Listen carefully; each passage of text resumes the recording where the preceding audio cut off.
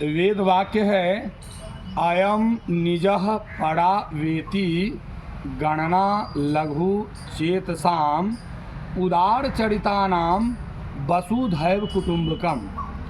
इसका मतलब यह हुआ कि जिस तरह से हमें जब दुख होता है, तकलीफ होता है, कष्ट होता है, तो किस तरह से महसूस होता है। अयम निजम यानी हमारा निज का यानी अपने का, परावेती जब कष्ट आते हैं तो गणना लघु चेतसाम, छोटे छोटे कष्ट को भी, छोटे छोटे तकलीफ को भी हम लोग बहुत दिनों तक के याद रखते हैं।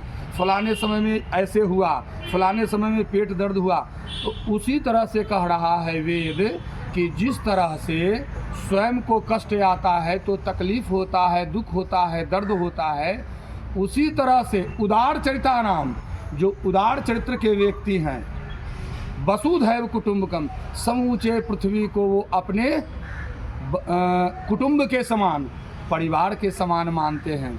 तो कहा यह गया है कि यदि हम जिस तरह से अपने कष्ट को कष्ट कहते हैं, अगर हम किसी और को, अन्य को, दूसरों के दुख से दुखी हों, दूसरों के सुख से सुखी हों, अगर इस तरह के हमारे अंदर में वृत्तियाँ आ जाए तो समझिए कि बेड़ा पार है, और बाकी कोई पार करने वाला, पार लगाने वाला कुछ नहीं है। ये लाल पीले वस्त्र, बड़े बड़े दाढ़ी बाल, ये लोटा से जल ले, ऐसा कुछ नहीं। यह सब केवल और केवल मन का भ्रम है और मन के संताप को मिटाने का तरीका है। एक ही तरीका है उस परमात्मा की प्राप्ति का, वो क्या है?